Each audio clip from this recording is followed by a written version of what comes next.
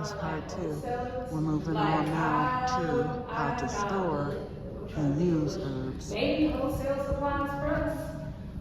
They might have some amber glass jars. Well, Walmart's probably got it, that's where they're, because I bought lots of those, I bought the next size. The But, darker colors? like, if they do it online, they probably got it. Oh yeah, they probably sell But I didn't think when I was buying, to even think about getting amber ones, because this is really the first time. They're all brands. The brand is Ball. That's what I mean, it's the same brand as what I was buying. Yeah, so it was about the oven drying method, so, depending on what kind of plant I'm drying, does it,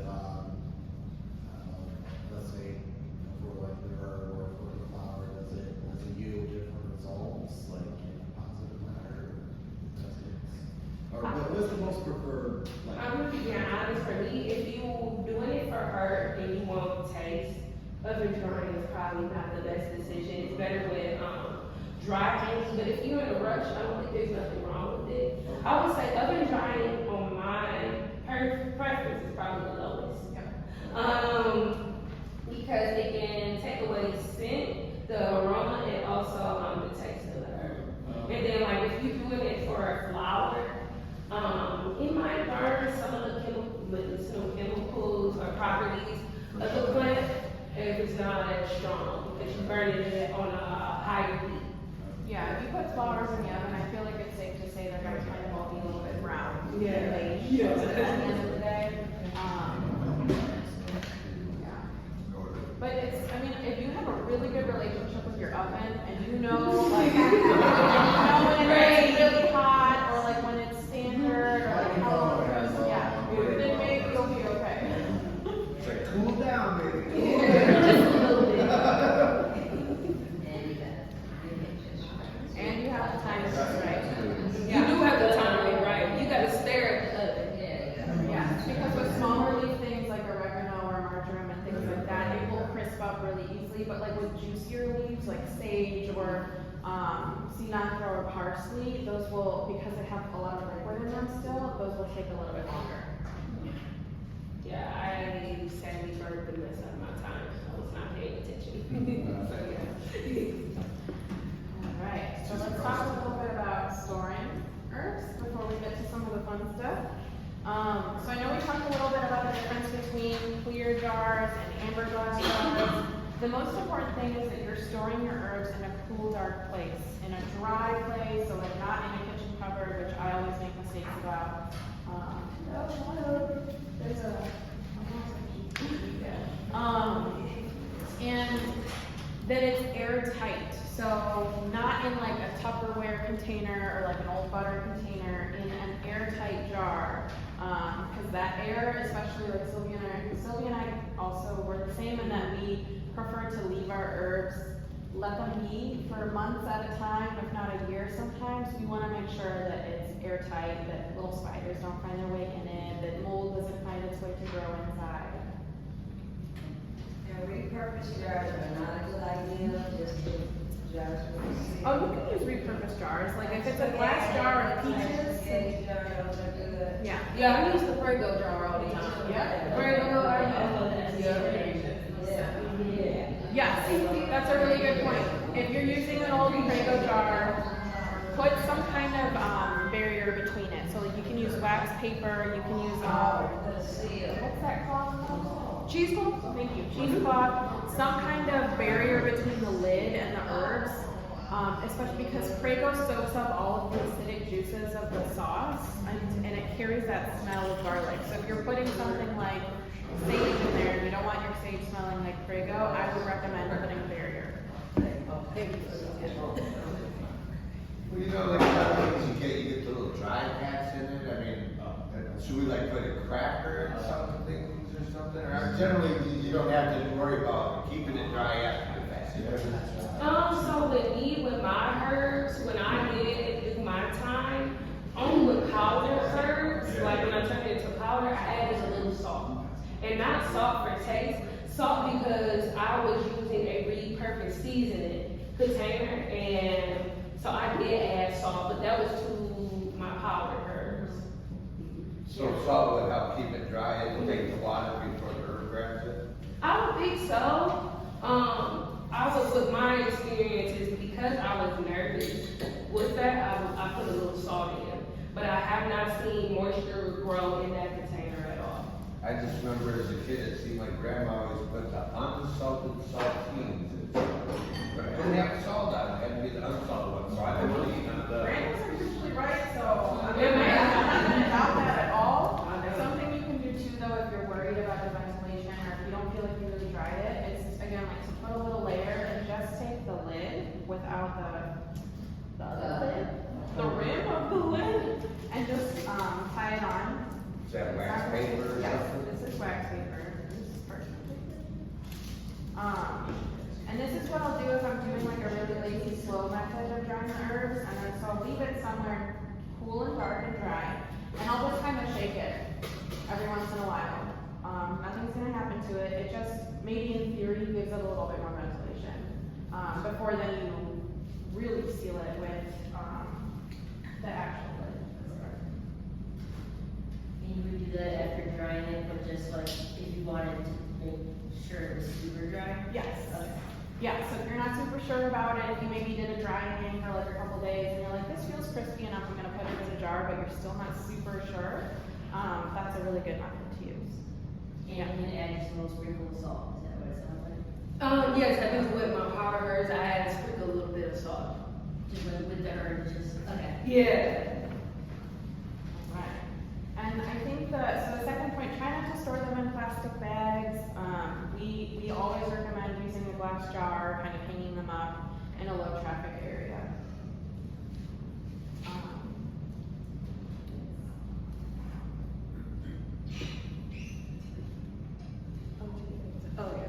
You can start with the Okay, so I am going to talk about some self-care activities that I personally love to do with my herbs. So I like diffusing them for hair oils, hair teas, also salves and burning, using them for smoke. So me personally, when I use them for hair teas and stuff like that, I do not care about the stems. What I mean by I do not care about the stems is that I also will infuse the stem. So with like herbs like peppermint, if you're gonna make a tea, I think it's probably best if you just clip off the herbs. But if you're gonna infuse it, and I'm saying infusing it in a taller jar, I just break the stems and make sure the stems can fit inside the jar. So sorry. For hair teas, it determines what type of there's consumption teas. I would say use like a cheesecloth if you don't like loose leaf teas. I bought like a tea bag, a cheesecloth tea bag that I'm able to reuse.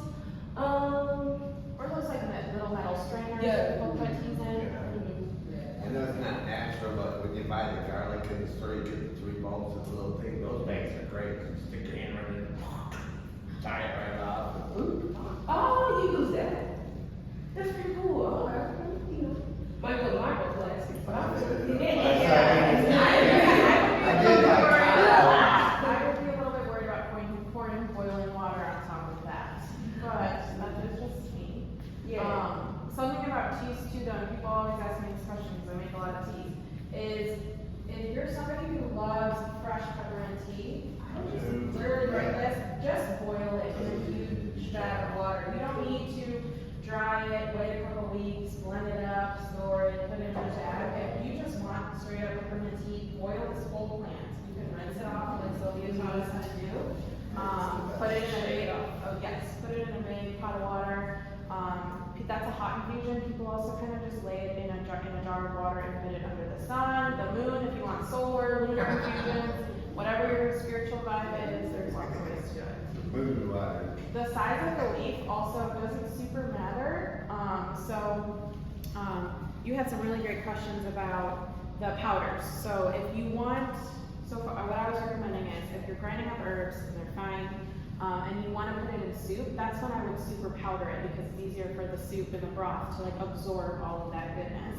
But if you're flaking it, if you're mixing it with salt, if you're making like a cedar salt or a sage salt or a thyme salt, it can be flaky. So it's really about preference. Nobody's going to tell you that your herb looks too big dry or too small dry. It tastes really good. Yes, and also something, thank you for teaching about charging with the leaves. Because also what I do every time before I go on a road trip, I like to burn my sage with a little bit of lavender and walk around my car. That's something that I really do to make me be intentional, to calm down. Something that I also have read is that like sage get rid of like the free ions that can mess up the air, your air and give you negative energy. So that's the reason why I do it. I believe with burning lavender it's a sign of prosperity, I believe, or cleansing. With lavender is also good cleansing. So that's something that I like to do personally with my herbs. It helps me relax and also give my house a nice cool smell, my car a nice cool smell. With being a farmer, sometimes I'm tired of my car smelling like dirt and wood chips. So it gives it a different smell. Yes, and a note especially about white sage, which is like a closed sacred ceremonial practice, is that you're purchasing it or sourcing it yourself, so grow it yourself, or purchase it from native folks. We're in Anishinaabe land, so any of the three Fire Nations, Ojibwa, the Odawa, and the Potawatomi, those are great people to go to source sage from. Try not to go to Amazon or Whole Foods to get those. Alright, so next, my favorite part is using flowers for dried flower gardens. Sometimes, I'm gonna be honest, I just grab a whole bunch of flowers, especially zinnias, and I hang them upside down until they're ready to dry. And then I untie it, chop off the stems, and I just place randomly dried zinnias in my room. I put them on top of like my window. So I got a row of like dried zinnias on top of my window. I also have random vases of just dried lavender in my room. So if I ever just want to walk around, shake it, need a different scent, I got lavender there. I use it for more so goes for decorative use. Yes, sometimes people use them for flower pressing. They dry it in sand or like put already dried flowers in sand, put little very decorative things, and I really like it. Something that I want to try soon is make a dried flower garland curtain for like my closet, because I don't have like, it's weird how to get my closet, it's not this little door. And I'm just like, I stare right in my closet at night, and I'm like, okay, I would like to put a dried flower garland. But I say that's how you spruce up your house. I think it's something I really do enjoy. I'm a very earthy person. If you think you like your house to look a little earthy, I would say add some dried flowers. Is there a spiritual purpose for putting them on top of your window? No. It was just like I had dried flowers in a vase, and I was like, okay, these plants, well, they was in water first, and I recognized it was drying up and dying because my room is so hot, and the water just evaporates out the vase. And I was like, I'm not ready to get rid of these. So I had my window sealed, and I was just like, how would this be nice? So I'm about to try to fill up the whole top of my window with it, just for funsies. Yeah. Yeah, half the time it's just for funsies. Yeah, it's just for funsies. Don't need any other reason. Right. But before we get into the really fun part of this, does anyone have any questions for us about drying, storing, sourcing, cutting plants, flowers, herbs? How long do you think they are good for? Like once you dry some herbs, like how long do you want to, like when do you want to use them? It's recommended 6 months to a year. But I'm gonna be honest, when it comes to lavender, I have some that's been up for over a year, and I'm still gonna use it. Yeah. I'm not letting it go away. Yeah. But usually 6 months to a year. It depends on the use. Like 6 months to a year is like an edible consuming situation. But longer can be, you can make lavender sachets, put them in your pillows, you can make lavender face scrub. I mean, like all of those things. Okay. If it's longer, it's okay. As long as you're taking care of it, it's okay. So do you, I'm kind of new to gardening stuff, so do you just like cut it by the root, or do you just like? Which plant? Like sage. That's a great question. So yes, with sage, I wish I might, you do not want to cut it at the root. Yes. Usually with sage, you kind of branches out. I said maybe go about, you see how it's like at the beginning, and the base is based on how big your plant is. I said maybe go about, it's a notch here, another notch here, now like 3 notches down, I said cut. Or like the top third of the plant. Yeah. Kind of like the earmark. So, regular harvesting, is that the same as when I'm foraging? I'm not supposed to take more than 25% of a plant?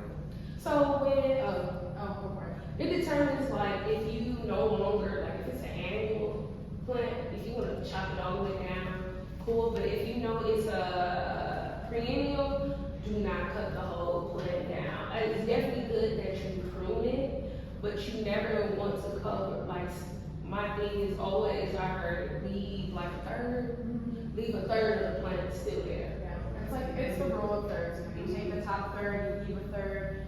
If it's something like marigolds, they're popping off right now, but the marigolds will last in Michigan, well, at least the Michigan right now, will last until like October, November. So for those, you will want to cut the flowers regularly because new ones will keep popping up, but still always leave a couple blooming ones there. Yeah. Because we need it for the pollinators. Yes, you do. Well, that was what Joe was, I'm like, oh, the more I cut, the more you get. I better start giving myself more bouquets. Yeah, that's what with certain flowers, if you leave like older flowers, it's the plant is there to grow or the flower is there to get seed. So if you leave that one flower there, it's going to send all this energy to make it to go to seed. So then you might not get as many bloom because one of the first flowers that bloom is trying to put all this energy to grow the seed or seeds. Alright. Well, how about we do some hands-on things? So as you see, we have a ton of different herbs, flowers, twine, feathers. Remember what we said about intentions. What we're asking you all to do is just kind of come and have fun. Our way of picturing is that if you want to make like a little flower bundle, you can grab some flowers, you can grab some sage, and remember we're tying it. Well, usually when we bring this out, it's the dry hanging method. So you can always choose what you want to do. You can wrap it up really tight as long as you make sure to dry it well in your oven or in a dehydrator. But if you want to do the dry hanging method, just grab a bundle of each little thing that you want. Feather, flower, tie it up, take it home, set some intentions for it. If you want to put it above your door, go for it. But Are they Yeah, it is. pretty speckled colors or those foil colors? I believe so. I do not know. They're really good. So beautiful. So come on up. Don't be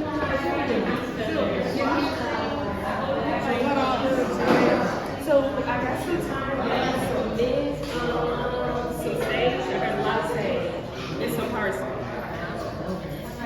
I got everything. You got all that? That's all right. Did you want to make maybe a little flower bundle? You can make it a take of draw some flowers. We got some zinnias, there's hydrangeas, some mums, some carnations. The carnations and the mums are in the dark blue. Appreciate you coming. Okay, so I look forward to Friday, and then, I'm gonna try to make it work. I'm using my hands hard, so I may not get so that's why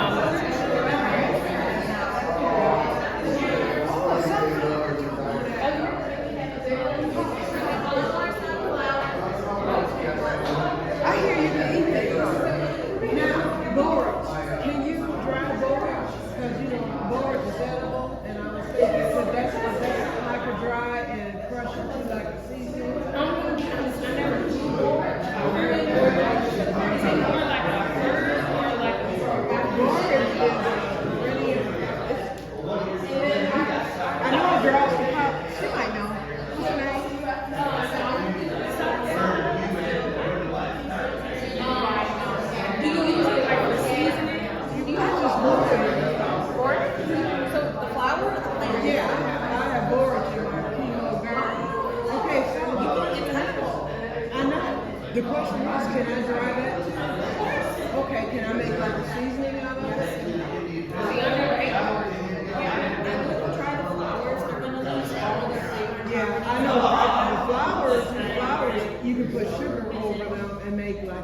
garnish or candy with the flower. But the leaves are delicious. They have like a cucumbery pepper on it. They're in the family of a cucumber. That's how you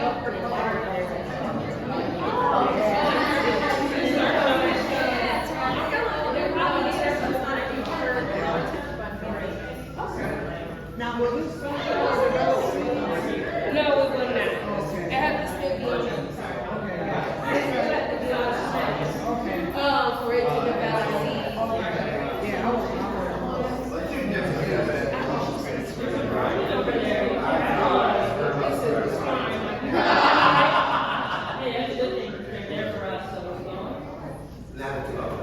Oh, we got it so Try to do a lot of stuff.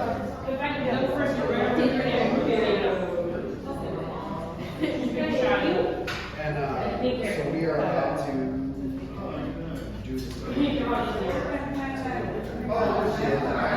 All right, y'all. This concludes the workshop.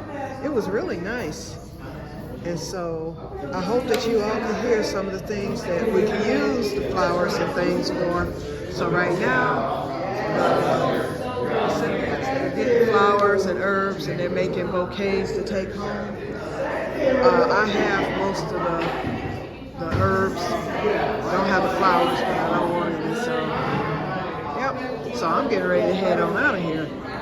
So, hey, how you doing, my friend? Looks like a watermelon. Got me over there watering my mouth. Yep, my favorite bag. Yep. Alrighty, you guys. So I'm end this, and I will talk to you all later. And may God bless you all.